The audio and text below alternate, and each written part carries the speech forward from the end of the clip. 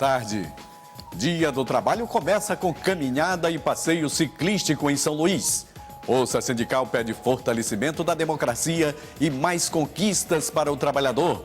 E no futebol, Sampaio Corrêa se prepara para mais um desafio pela Série B e o Motoclube lança camisa comemorativa pela Copa do Mundo.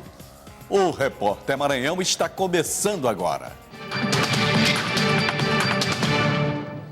4 vítimas do acidente entre um caminhão e uma caminhonete que fazia o transporte escolar no município de Bacuri permanecem internadas no Hospital Geral de São Luís. 2 pacientes estão na unidade de terapia intensiva. De acordo com o boletim médico, Rogério Azevedo Rocha está em estado gravíssimo e foi submetido a tratamento neurocirúrgico. Amanda Salles Lopes está em estado grave, mas acordada e segue em observação. As outras 2 vítimas, Ellen Cristina Monteiro Garcia e Aline Silva, estão estáveis, mas ainda sem previsão de alta. O Ministério Público informou que está apurando as causas do acidente e que o uso da verba de transporte escolar também será alvo de investigações. E no Dia do Trabalho, milhares de pessoas acordaram cedinho para participar da já tradicional Corrida SESI do Trabalhador. Muita animação e disposição marcaram a 11ª Corrida SESI em homenagem ao Dia do Trabalhador. Não é só uma corrida, tá? Aqui é uma grande festa, a festa do trabalhador, do seu dia, e que ele vem aqui, além de participar das competições, do entretenimento, ele também se confraterniza com os seus colegas de trabalho, com os seus colegas que são os trabalhadores desse estado. 1.254 corredores, trabalhadores da indústria e comunidade, participaram da competição dividida em 2 etapas, 5 e 10 quilômetros. A turma da terceira idade marcou presença. Olha, tem que sair de casa e praticar atividade física, porque é bom para a saúde, entendeu? Deixar a preguiça do lado e levantar cedo e cair no... Já corri São Silvestre 8 vezes, meia maratona do Rio, e aqui todas daqui eu participo. Portadores de deficiência física mostraram que limitações podem ser superadas. Preparado para disputar, até porque os deficientes têm que ser participativos, inclusive nesses eventos, para que dê uma conotação melhor, com a visibilidade sobre a nossa demanda, que essa nossa categoria é excluída de vários outros processos, mas nessa estamos inclusos. Preparadíssimo, só esperando aqui a hora da largada, vendo o que vai dar. Menos de 20 minutos depois, os primeiros colocados cruzaram a linha de chegada. Sempre chego ao final. E pela categoria de idade, eu já tirei primeiro lugar. E olha o Valdir cruzando a linha de chegada em primeiro lugar na categoria Pessoas com Deficiência. Valeu a pena? Valeu, sim. Minha primeira foi show. Participante da Corrida do Trabalhador desde a sua primeira edição, Raimundo formou até uma equipe para representar a categoria. Trabalho mais de 20 anos na indústria, na Olema, né?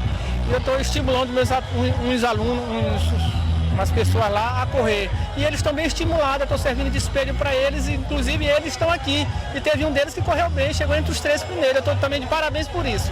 Essa é a nossa 11ª corrida e tivemos uma participação muito maior do que nas anteriores, tanto de trabalhadores da indústria como da comunidade. Estamos muito felizes.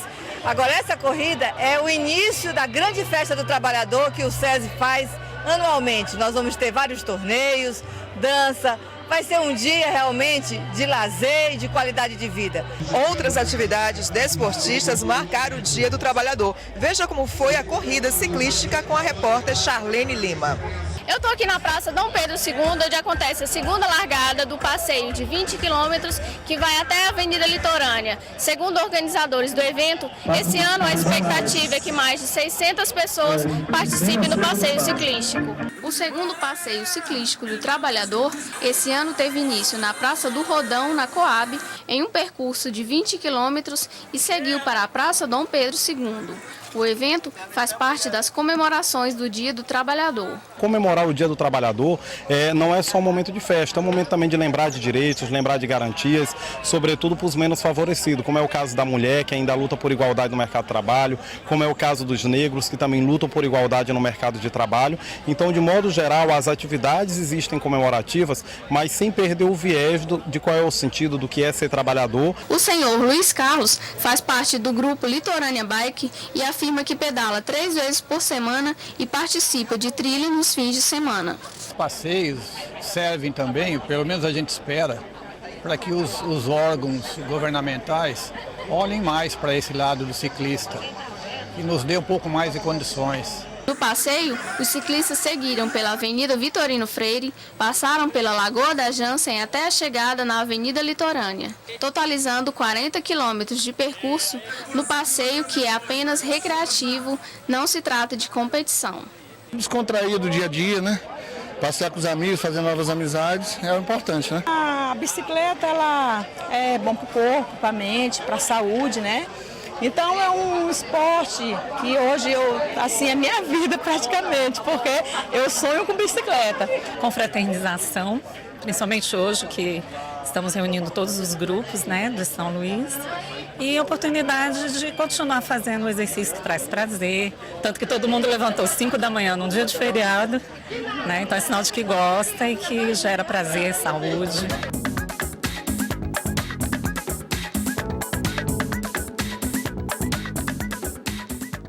E nesta quarta-feira foi realizada mais uma sessão da Comissão Parlamentar de Inquérito, que investiga a formação de cartel na venda de combustíveis.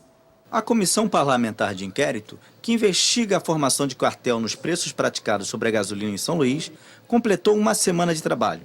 A maioria dos depoentes limitou-se a respostas evasivas e ao silêncio. A CPI retoma seus trabalhos na próxima quarta aqui na Assembleia.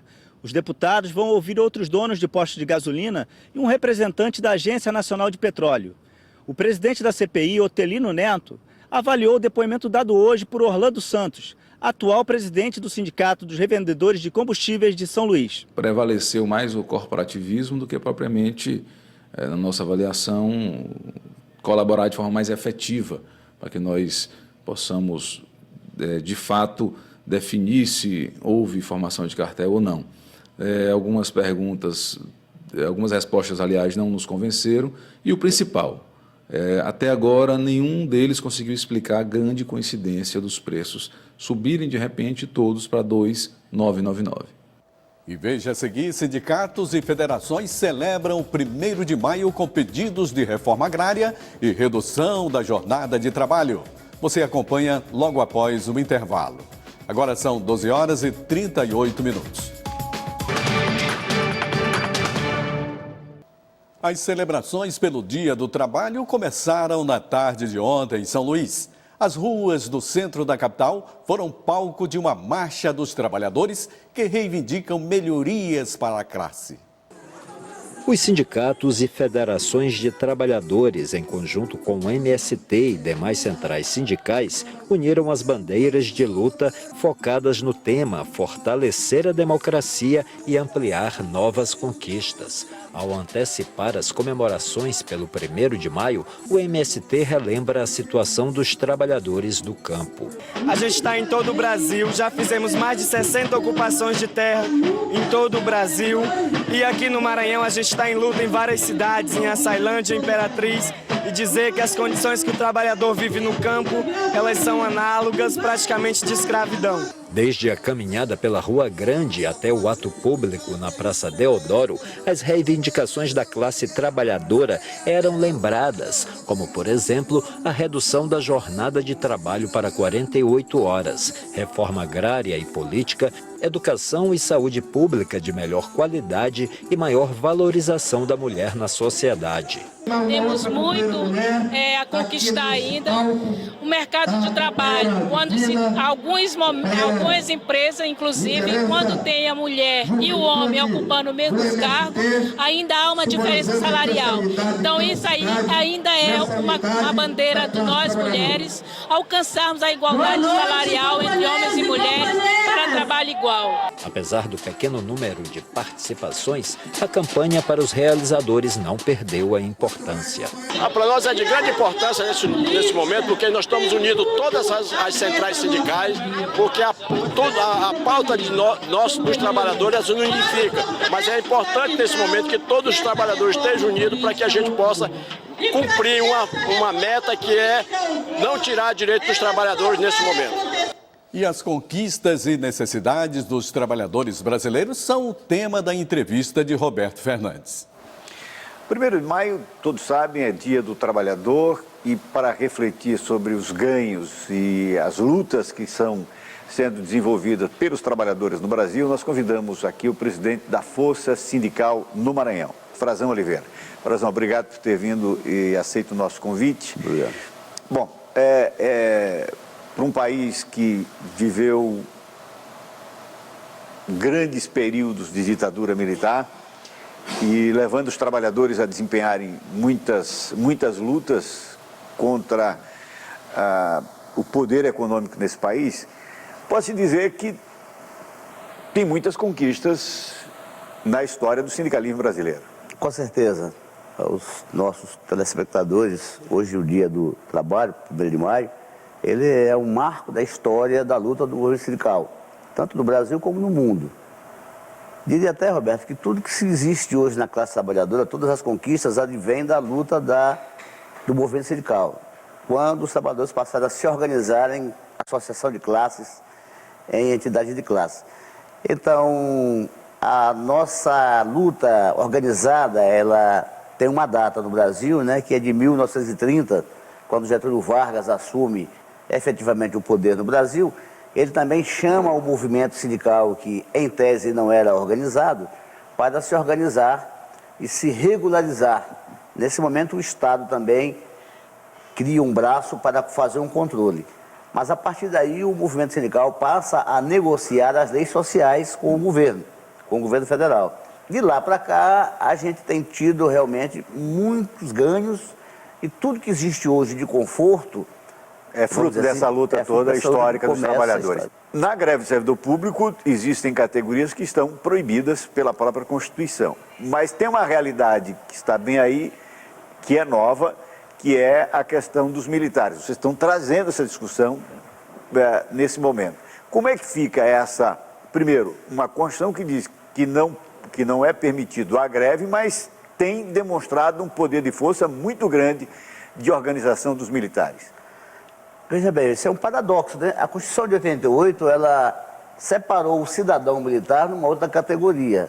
O trabalhador militar, eles passaram a não considerar como um trabalhador, e sim como um servidor especial do Estado.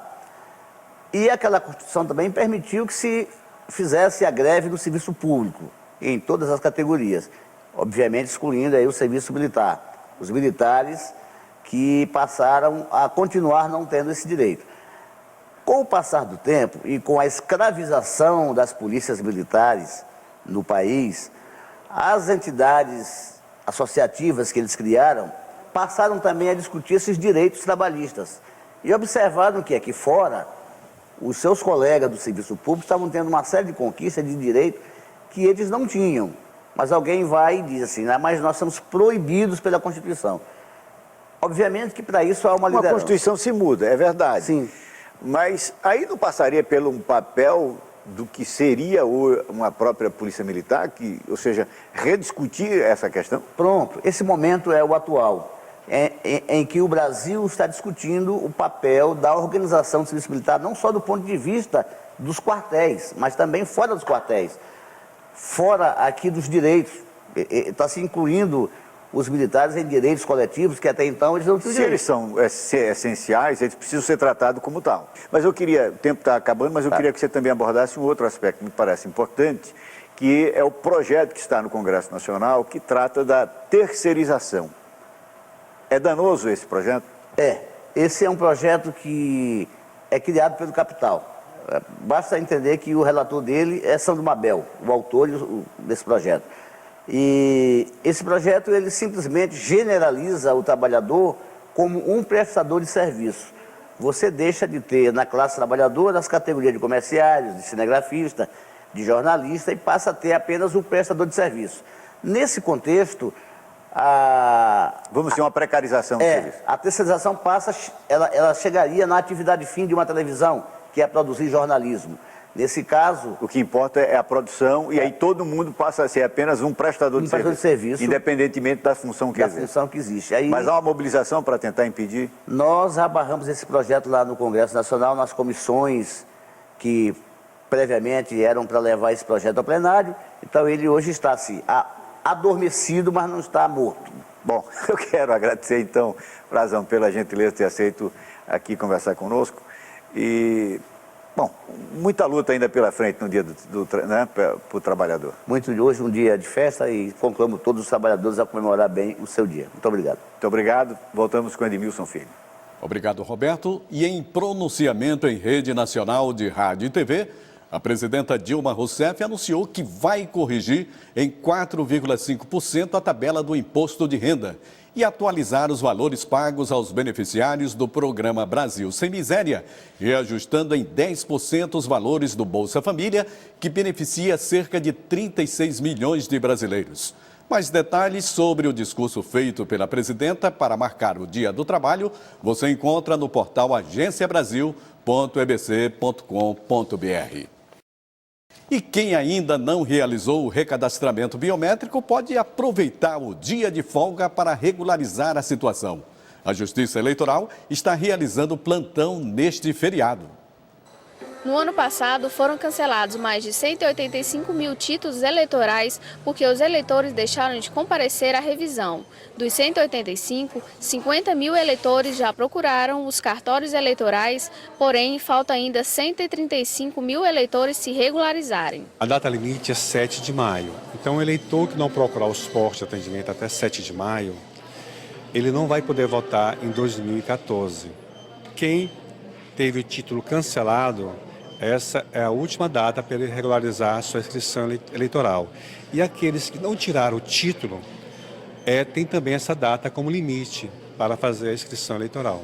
Se não fizer essa data, não vai votar. Segundo o Tribunal Superior Eleitoral, a biometria é uma tecnologia que confere ainda mais segurança à identificação do eleitor no momento da votação, por meio de impressões digitais, tornando praticamente inviável a tentativa de fraudar a identificação do votante. Para as eleições de 2014, a meta do TSE é que cerca de 22 milhões de cidadãos utilizem a biometria. Fiquei com uma retardatária, né? Por quê? A gente vai adiando, achando que o tempo sempre é muito curto. Quando chega na última hora, não tem para onde correr, né? Tem que arrumar um tempinho para resolver essas coisas que a gente não pode realmente ficar sem colocar em dias, né? O eleitor que não se recadastrar terá o título de eleitor cancelado, será impedido de tirar CPF, passaporte, receber aposentadoria ou pensão pagos pelo governo federal, fazer matrícula em instituição de ensino superior, tomar posse em cargo público, além de outras restrições. O recadastramento eleitoral pode ser feito no TRE, no Anel Viário. E veja no próximo bloco, Motoclube lança camisa comemorativa pela Copa do Mundo. É logo após o intervalo. Agora são 12 horas e 50 minutos.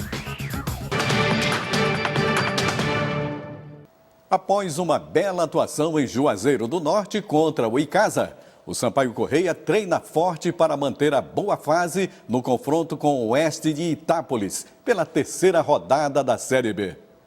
Para que o tempo continue firme durante estes 38 jogos do Brasileirão, o Sampaio treina duro para manter o gosto da recuperação, após a vitória de 3-0 contra o Icasa no Ceará, depois de ter estreado no campeonato com a derrota de 2-0 pelo Paraná no Castelão. O próximo adversário, o Oeste de São Paulo, estreou também com a derrota de 1-0 para o Fortaleza, mas se superou com a vitória de 2-1 sobre o América de Natal em Itápolis, São Paulo. O técnico do Sampaio, Flávio Araújo, reconhece o adversário como jovem e experiente, porém aposta na contínua recuperação. Quando você consegue uma recuperação fora de casa, logicamente que a autoestima se eleva, a autoconfiança também. Isso é importante, né? No campeonato difícil, onde vamos enfrentar também um adversário que vem de uma recuperação também, que perdeu na estreia, que recuperou em casa, que está melhorando, já fez um bom jogo contra o América em Natal. E temos essa consciência, né, de que o Oeste vai ser um time difícil, porque venceu um bom time também, que é o time do América de Natal. Novos nomes como o meia Aloísio e o lateral esquerdo Tiaguinho já estão treinando. E a nova contratação, o atacante Márcio Diego, que já jogou em times tipo o Cruzeiro, Paraná e Avaí, foi apresentado ao time. Primeiramente, agradecido pela oportunidade, né, de estar vestindo a camisa do Sampaio, onde eu, maranhense, né, não tive essa oportunidade ainda como atleta profissional. E tenho agora, então é um motivo de orgulho. Já de olho no G4, o Sampaio vai apostar, segundo o atacante Valdir, em um jogo inteligente. Para jogar a Série B, o time tem que ser inteligente, né? Ainda mais jogando fora de casa, a gente sabendo que é difícil. O jogo fora de casa é difícil, em casa já é difícil, fora mais ainda. Agora tem que ser assim, o Sampaio tem que ser inteligente. Quando jogar contra esses times assim, tem que ser inteligente. Quando tiver oportunidade, tem que matar para poder sair com a vitória. Só lembrando, Sampaio Correia e Oeste se enfrentam sábado às 9 horas da noite no estádio Castelão. E chegou ao fim a novela Pimentinha. Após 3 meses de negociação, a diretoria do Sampaio Correia confirmou o retorno do atacante que estava no São Caetano. Pimentinha não disputa uma partida oficial desde janeiro, quando jogou pela Série A2 do Campeonato Paulista. Já em São Luís, o jogador afirma que estava mantendo a forma jogando futsal, modalidade em que iniciou a carreira. O contrato com o Sampaio prevê a permanência de Pimentinha até o final de 2015. E para a torcida rubro-negra, que se habituou a assistir Henrique e Felipe brilharem nos gramados, ontem foi uma noite diferente. As jovens estrelas atuaram como modelos, tudo para apresentar uma camisa diferente do Motoclube. Sou Moto, sou Brasil. Acima do número 10, a inscrição da nova camisa do Motoclube é uma homenagem à Copa do Mundo no Brasil e foi apresentada à imprensa, parceiros e torcida, para quem foi pensada toda uma programação especial. Em nenhum momento algum a torcida do Moto abandona o seu time, seja com livros, seja com camisas comemorativas à Copa. Então, esse ano, a Copa do Mundo, o torcedor motense vai deixar de vestir a tradicional camisa amarela para vestir a camisa do Motoclube e continuar torcendo para a seleção brasileira. Houve ainda uma manifestação contra o racismo, apresentação dos detalhes sobre a montagem do elenco para a Série D e o lançamento do concurso Musa do Papão 2014 e da Arena Papão para a Copa do Mundo. Envolvendo um espaço onde o torcedor vai poder se concentrar para assistir aos jogos. A gente está promovendo também um acampamento do torcedor. O que é isso? O torcedor vai poder se inscrever num programa, ele vai poder participar de um dia de treinamento como jogador e também participar de uma partida como se fosse uma partida oficial. O objetivo é que o torcedor ele vivencie o que é ser um jogador de futebol profissional, ver as dificuldades que o jogador passa, né? Que às vezes na arquibancada é fácil, mas às vezes sentir dentro de campo não é tão fácil assim.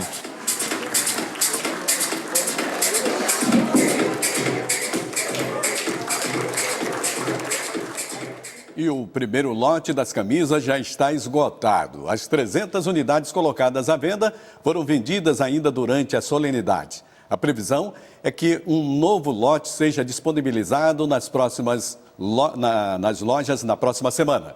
O elenco do Motoclube se reapresenta no próximo dia 20, com as atenções voltadas para a disputa da Série D do Campeonato Brasileiro, que começa após o término da Copa do Mundo.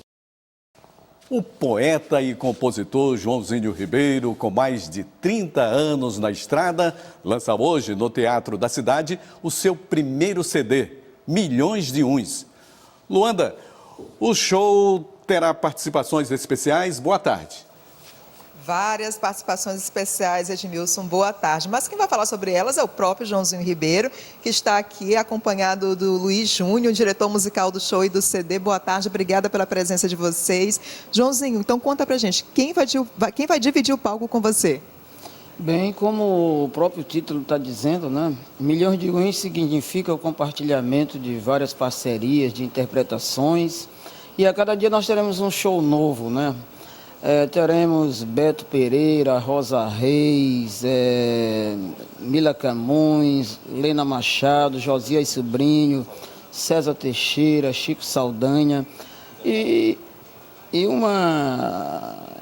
Zé Cabaleiro, né, no último dia, e um conjunto de músicos, né, da melhor estirpe, sob a direção do maestro arranjador Luiz Júnior, esse violonista maravilhoso que está comigo aqui nessa entrevista. Muita gente já gravou as suas composições, 30 anos de carreira como compositor, como poeta, porque só agora se revelou como intérprete. Por que demorou tanto? Na verdade, já havia uma cobrança do registro autoral, né? Já que mais de 100 músicas já haviam sido registradas. Mas, na verdade, eu sou um artista militante, né? Eu sou um artista que batalha em várias frentes, né? No teatro, na literatura, na produção cultural também, na política de cultura.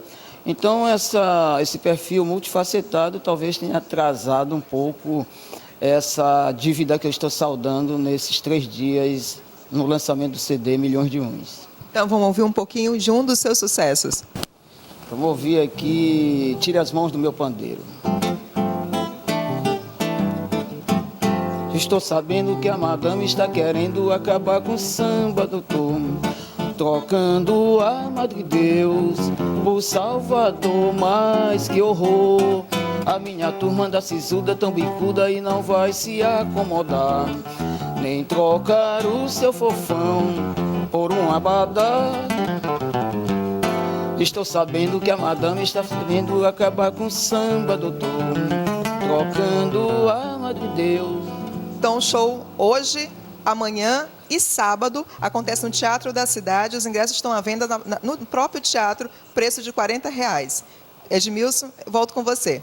Obrigado, Luanda. E para rever esta e outras edições é só acessar tvbrasil.ebc.com.br/Repórter Maranhão. A gente fica por aqui, uma boa tarde, bom feriado, bom dia do trabalho e até amanhã. Olha muitos caminhos, por cima uns vão pisando, debaixo outros sozinhos, calçando os pés com a esperança, agasalhada no escuro, entrando na fila imensa que espera pelo futuro.